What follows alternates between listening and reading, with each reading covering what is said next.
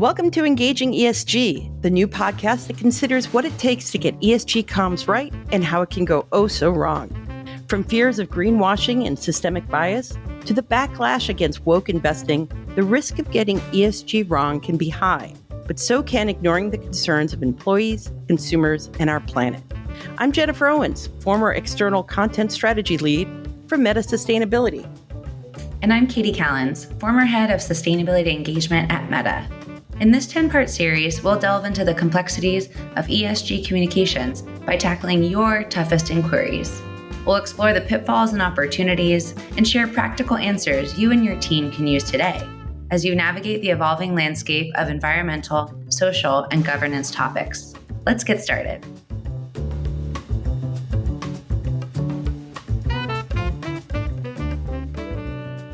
Kati, hello.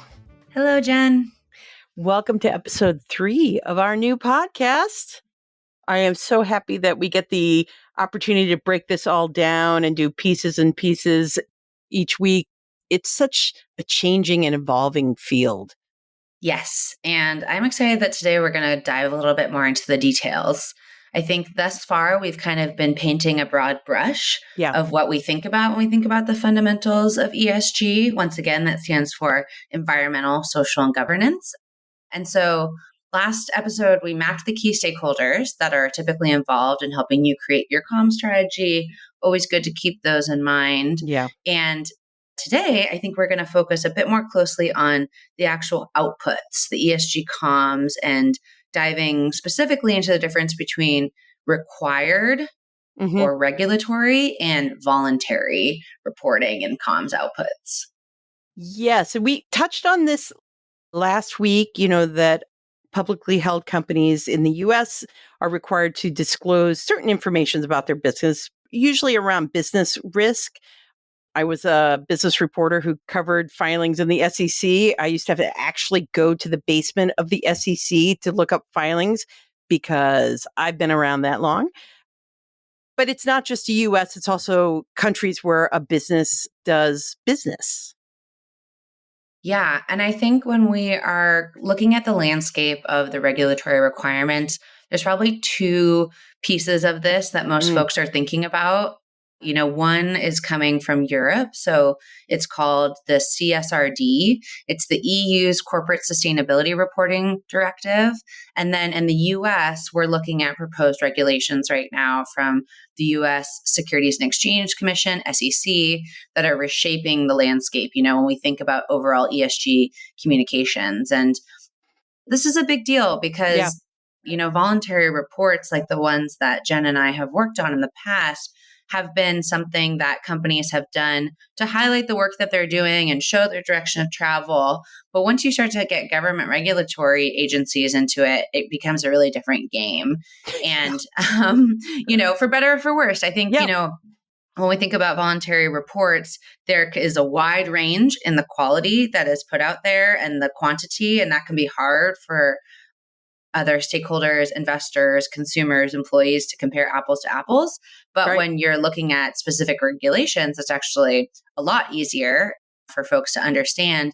And it also really drives companies to enhance their reporting and ensure transparency, which is really, really the goal here, wanting to understand what organizations are doing and how that links up to their larger goals.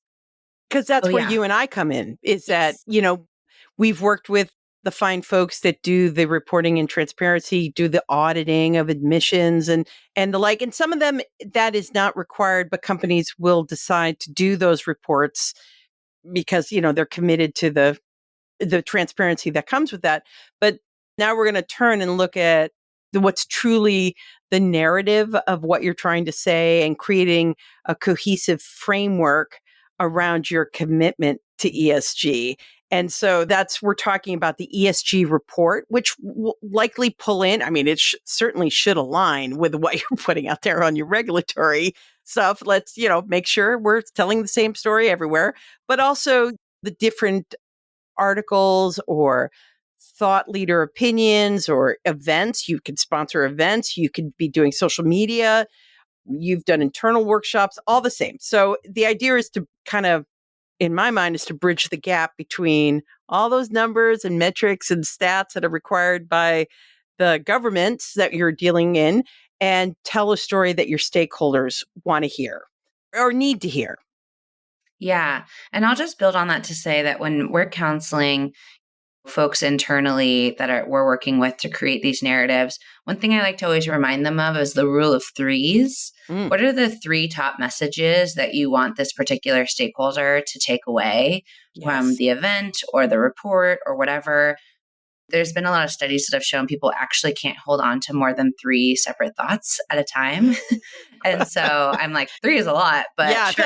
That's exactly what I was thinking too. Like, geez, Louise. We'll take it. But and that can be a really foundational piece when, you're working with teams or individuals that have so much to share. And I think bringing it back to this concept of the narrative that Jen was mentioning, what are the 3 things around your sustainability program, for example, that you want people to understand?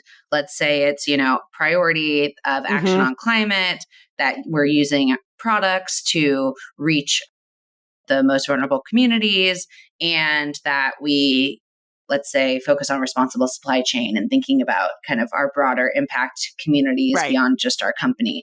Like, it can be really, I think some of the hardest work sometimes can be this topic of how do you identify what are the 3 focus areas? But once you do, and once you're able to get everyone on board about what those 3 key messages or focus areas are, and then you can make sure that the outputs build, all connect. Yeah, all connect. It'll be really helpful for people to follow that through line and really understand how this work relates. And then it gets to something that I think a lot of teams and organizations struggle with, which is this idea of ruthless prioritization. How do we know what to talk about and how to talk about it? And if you have this narrative and framework that you're building off of, it becomes less of a subjective thing of like, oh, is this important? And more of like, does this continue to drive these 3 key topics, these 3 key messages? Right. But then somehow it always ends up being a 150-page impact report. You can be as ruthless as you want, but everyone wants their same 3 priorities in that report. And the report will be beautiful. There are beautiful, smart people working on those, or great vendors that work on them. And there's real value in those reports to kind of put it all together, to tell the story as you can. But there's no way, as many pages as it is, there's no way that one report can serve all the stakeholders that need you. And few of us will read the whole report, though you and I will. But other than that, we're paid and to. It's a reference document. I think that's maybe a way to think about it. Not everyone will be interested in all 150 pages, but there will be people trying to understand your philanthropy strategy or your approach to product. And so having those details in there readily accessible will serve many different stakeholders. And I love that, because that's, if you're thinking of what they call a 360 marketing plan, you're thinking of all the touch points. So if you have investors, that how would they see you? Where will they see you? Now, certainly there's a whole regulatory part of that if they're reading SEC filing. But if they're coming in for comms, where do they gather? What events are they at? What sort of, even social media, are they on LinkedIn? Who sees you and what? Advocates in the space or climate creators, where are they? And that's where you want to take those 150 pages. And that seems silly, but what are all the touch points? Are there 150 touch points? Hope not, because it's way too many stop touching me. But, you got to think about, okay, now that you've made this reference document, how do you break it apart? And having that narrative, it will always be a through line in that report, but being able to boil it down is so important. But here's the question: who owns that narrative? Who comes up with that narrative? And I'll step away from the mic now. I think it's a great question. And I think this is where this work really overlaps with a more traditional comms function, right? When we think about companies and how they talk about themselves, they often do so in this more organized narrative form. You often see them referencing back to company values and the kind of direction of travel as far as their strategic positioning. There's a lot of alignment there. So that's another benefit that I'll just add is if you can get yourself and your kind of key ESG stakeholders organized around a narrative, it is going to be so much easier for you to work with your comms and marketing partners because that's a format that they're familiar with and they know that's actually a format that works. So when we think about who owns the narrative, I think this is a really interesting question because it kind of comes down to, once again, the construction of the sustainability ESG team and where they sit in the organization. Yeah. I think as anyone who's been in this space for a while, they know that the role of sustainability teams, chief sustainability officers, where ESG sits in the company has been really evolving from kind of primarily messaging to really spearheading a true like cross-functional integration of key ESG topics across the corporate strategy, ideally across the entire company. Mm-hmm. And so when we think about ownership of the ESG narrative, you really have to take a step back and understand where does this work happen within the company. And Jen, I thought maybe it'd be useful for me to give like a couple of examples of how I've seen this at different organizations, just to think. For sure. Okay, cool. So let's go back to our days at Meta. The sustainability team sat and still sits today in the infrastructure data center strategy team. And that's because historically, so sexy. Clearly a marketing name there. But the historical reason for that is because water and energy footprint sits within the data center org, and therefore that's where the sustainability work started over a decade, and it hasn't moved. And so for doing narrative work like you and I led at Meta, there was a degree of us kind of talking about the broader sustainability and ESG piece, but we would work actually directly with people who did data center communications. Correct. So they were comms folks. They had the background in kind of data centers, but not as much sustainability.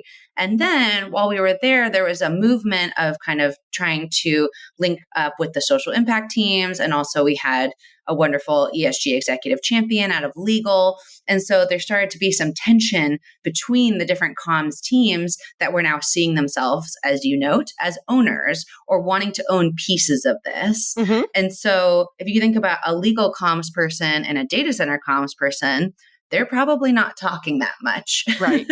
Yeah. Beyond this. So I think that's why, just to reference back our last episode about stakeholder engagement, really knowing all the different teams and players that you're going to need to be working with and helping them socialize to the broader strategy is so key, because as this work evolves and matures, it's going to move across the company, which is what we've always wanted. But that also just means an increasingly matrixed and complex set of players that will be wanting to weigh in. And for like this report, an example, like have so many different levels of approval. And that's great. Yeah. It's better than being in a siloed thing, but it makes the folks who are building the narrative and building these comms outputs have an even more challenging job. Yeah, for sure. That's one company. Another organization I worked with, Google, I was in the real estate org doing green building work. And so as we were developing content, it was very real estate focused. And then we had a chief sustainability officer come in, Kate Brandt, who was based in infrastructure. And so there was a lot of conversations around, how do we talk about our product work and our real estate work and our data center work, and all while like the programs were evolving and shifting, as well as product work. And that was a whole nother kind of set of stakeholders to manage. And so I've seen this work run out of legal, out of the more operational capacities, out of sometimes actually the marketing and comms. Mm-hmm. It really depends. And so I think understanding, of course, you have marketing and comms professionals that are going to be really crucial and experts in helping you craft the narrative and engage stakeholders if they want to be involved. For sure, right? Because it's just another to-do list for them. It's another item on their to-do list. So we do have to be, open to the idea that we're not top of mind for some folks. Not always. Hopefully in middle of mind, maybe. And then legal functions, which increasingly are becoming more important as we move into more of the regulatory space, but they're always going to be vital stakeholders around, compliance and providing guidance on disclosure. And then as noted, we have these really key operational subject matter experts that are responsible for truly implementing the ESG initiatives, and they provide really key data and often the connections and testimonials from partners that we work with in the field. And so, yeah, it kind of depends on where you sit and how those relationships currently exist as you start to pull together this narrative. But I think the other thing that can be useful to think about too is, what are other similar reports that your company maybe puts out there? Maybe they haven't done like a full-on ESG report, but is there a subset report, like a diversity inclusion, like the ones you've worked on, Jen? Like, how do those teams navigate your company's internal structures and politics and approvals? And how can you get to know them as key collaborators? Yep. To help you accelerate this process, because it's going to take a bit. Yeah. And see where the potholes are that you don't want to fall into, because your diversity report has probably been going for a lot longer than your sustainability report. Exactly. So you might as well learn from those who have gone before. Definitely. So now say we've figured out the narrative, we figured out who owns it. I think the next step in thinking about a comm strategy is getting the ruthless prioritization of the audiences we're targeting. Because as the saying, you don't want to boil the ocean. You can't be everything to everyone. And so narrowing down who you want to reach helps you take that narrative and turn it into messaging, and also helps you decide what to focus on in terms of where is that audience. Are they on LinkedIn? Are they at certain events? You can't be running the bases all the time. You want to know where these people are so that the message is focused and ruthlessly prioritized. I like that phrase, because that's going to help you not burn out as we talk person to person. Definitely. Yeah. You want to make sure also that with these stakeholders that you're asking information for, you do so in kind of a predictable cadence, because they're also doing reporting up to their executives and up to the board maybe. And if you're just kind of another ask for them that isn't linked to the broader comm strategy, that can be really disruptive. That is so true, because also I have built my career on the power of content. Just popping up and saying and just dropping your massive report and then walking away, you've built no relationship with any of these stakeholders, internal or external, about what this all means. You've kind of put the homework on them to say, hey, it's all in the 150 pages. You go right ahead. And you haven't done your work at that point. I think it's a endless stream of content that in whatever form is appropriate to the audience you're trying to reach, we have been part of this conversation, and doing it constantly, and doing it also in a way that is authentic and also invites dialogue. I mean, we say these things, it's not the easiest thing to do, but also doing it the easy way, which is just dumping your report and running, it's not going to do you any good. Yeah. That's my feeling. I think that's a good feeling. And it makes me think too, Jen, like, as you have been part of creating different types of content under this broad heading of ESG for a bit of time now, like, what kind of changes have you seen in this work and in this content?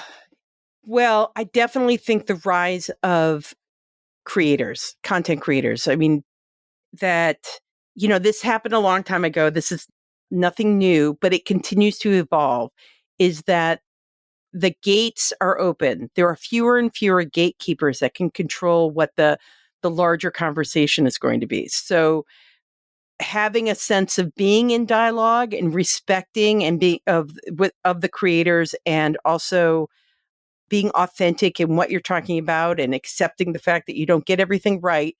I think that's really different. It's the respect for that audience, because they're the ones that will come and call you out for greenwashing or for standing up for Pride Week when you really don't do anything, or you give to anti-gay organizations or the like.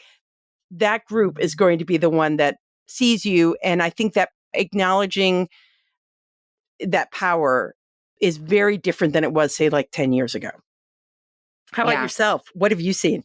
Yeah, I mean, I think the thing that's top of mind for me right now is this concept called green hushing. Oh, yeah. where organizations are doing the work, but they're scared to talk about it for fear of backlash. Yeah. Just from the creators that I'm talking about, just that alone. Yeah, exactly. And I think there's a fear of doing it wrong and it keeps people quiet. And that I think is incredibly unfortunate because being part of the dialogue is always vital and you should be getting credit for the work that your organization is doing. And I think, as much as organizations can be taken on this journey, probably with their comms colleagues about how to talk about this work and the understanding that they might make mistakes. Yeah.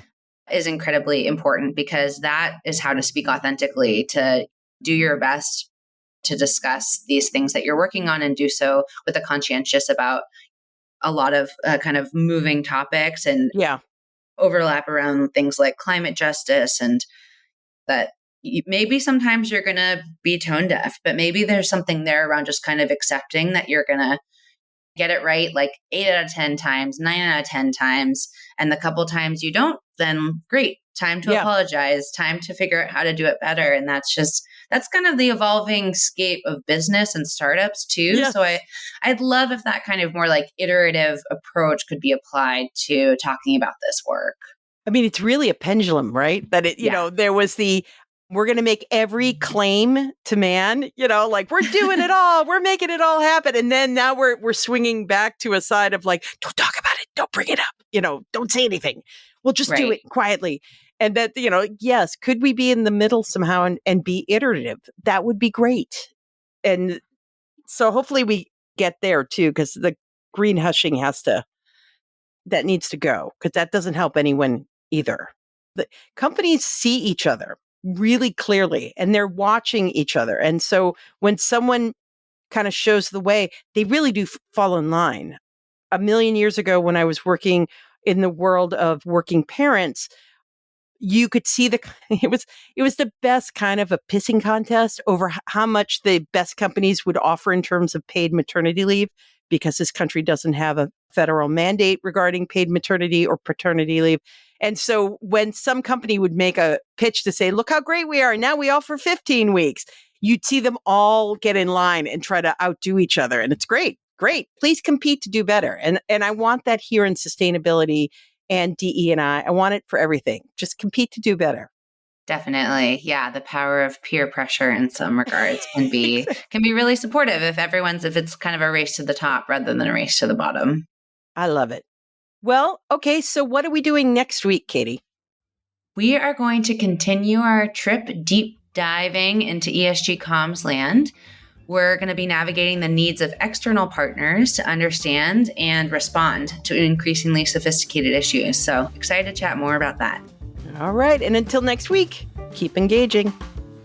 Thank you for joining us on Engaging ESG. Have a question for us to consider or a strategy you'd like us to cover?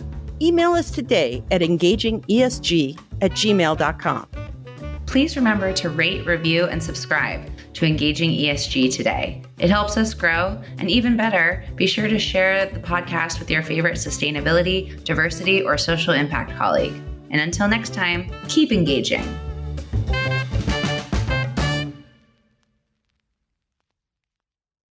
This podcast is part of the Sound Advice FM network. Sound Advice FM, women's voices amplified.